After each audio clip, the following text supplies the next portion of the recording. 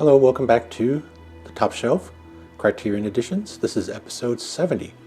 I've decided to start calling these the Criterion Editions because it's hard to jump between Blu-ray and DVD every time. Plus it just simplifies the title. And so here we are at episode 70. Thank you for being patient between the episodes and hanging in this long. Like I said in the last video, I don't think I will be capping this series. I hope it goes beyond 100 episodes.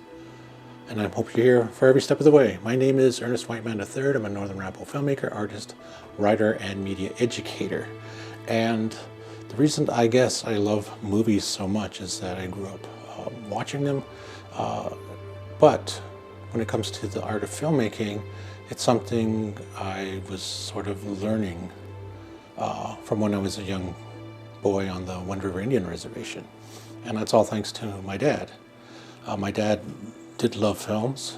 He watched anything with natives in it, no matter what the representations were like, mainly because his generation felt that any representation of natives had to be good.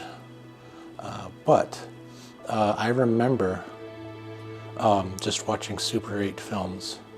That's how much I knew that my dad loved movies, is that he bought a Super 8 projector so he can order all these silent film versions of the movies because those were the most affordable. And I remember getting one of those turny light, use the sun as a light source viewers and splicing in some Looney Tunes cartoons. So I was learning how to splice at like age 10 or 11. And I'll always pick up, like old cameras and start looking at things through the camera all the time when I was a kid. It was like a habit. I found these old film cameras that belonged to my father and my grandfather, and I would just pick them up and automatically, instinctively start looking at them through the viewfinder and trying to make things look like a movie. I also graduated from Columbia College, Chicago, with a bachelor's in film and video directing. So, and since then I've made a careful study of Native American representations in films. And you can see that from my other videos here on my channel. And it's pay particular attention to Once Upon a Time on the Res, which is my in-depth look at the film Wind River, which is based on my reservation. But we're not here about those. We're here about taking a look at the top shelf of my video collection, which contains all of my Criterion discs. I'm a big supporter of the Criterion collection, although I wish they would not support certain filmmakers because of the crimes they have done. But speaking of crimes, what an awkward segue that is, which brings us to today's Criterion Edition, and that is Memories of Murder, directed by Bong Joon. Now, like mostly everybody in this country right now, I was first introduced to the work of Bong Joon through Parasite, the winner of the Best Picture Award from a couple of years ago. And that turned me on to his other films, although I did hear of his other work, like The Host, which I recently seen and enjoyed. And I do like how he takes a genre and he twists it. And Memories of Murder is no exception. It is a crime thriller or a police procedural, and it does defy some genre expectations. But I have not seen this, but based on who the filmmaker is and their twist of genre, I cannot wait to see what it is all about. I got this as a birthday present, which is always a good thing. A good birthday present for me is always a good movie. So let's break out the glasses and see what's on this edition.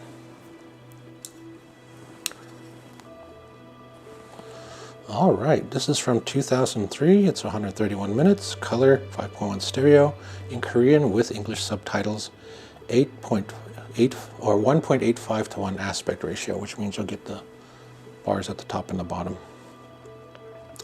This is a director-approved 2 Blu-ray special edition, so there's 2 discs in here, which is saying a lot for most Blu-rays. When multi-disc DVDs ported over to Blu-ray, they suddenly became single discs, but to have 2 discs means there's a ton of things on here. Of course, there's a new 4K digital restoration supervised by cinematographer Kim Hyung-koo and approved by director Bong Joon-ho, with 5.1 DTS HD master audio soundtrack, 2003 commentaries featuring Bong and members of the cast and crew, plus a new commentary featuring critic Eric Raines. I'm not sure if I approve or like the commentaries made by other people. I mostly try to stick to director's commentaries because they can add the most insight. But who am I to judge that? A new interview with the filmmaker Guillermo del Toro, who is a big fan of Bong Joon-ho. A new interview with Bong about a real-life serial killer who inspired the film. A documentary from 2004 on the making of the film. Deleted scenes with optional audio commentary by Bong. A new interview with film scholar Jeff Smith on the use of sound in Bong's work. That's always interesting because most filmmakers I know, or up-and-coming filmmakers, totally disregard the aspects of sound. And especially if you're learning it, I don't think sound gets emphasized enough in the teaching of filmmaking. And that's how you can separate a student film from a professional's film, in my limited experiences of judging these things. Incoherence, a 1994 student film by Bong, with a new introduction by the director, teaser trailer and TV spots, plus the all-encompassing essays that are included in the booklets of these. Like I said, I got this as a birthday present. The more Criterion Blu-rays I hope to get in the coming years, hopefully increases. But I'm very much looking forward to this. Bong's work is, like I said, is a very much twisting of genres, as we've all seen with Parasite. Not to spoil that film for people, but if you haven't seen Parasite, go see Parasite. It is also in the Criterion collection.